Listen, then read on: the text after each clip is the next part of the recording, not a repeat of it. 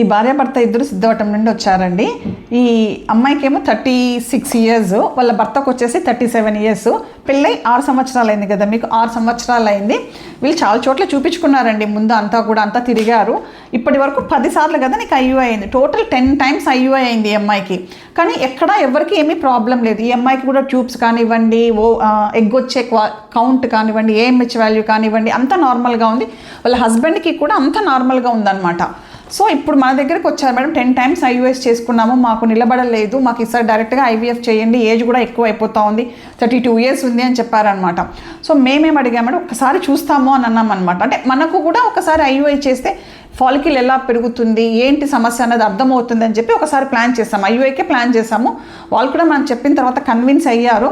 IUI చేసామండి. First టైమే IUIతో మాతృత్వంలో అమ్మాయికి పాజిటివ్ వచ్చింది. ఏమ్మా హ్యాపీ కదా? ఫస్ట్ టైం బయట తిరిగి 10 సార్లు IUI అయిపోయింది నీకు. కంగ్రాచులేషన్స్ రా.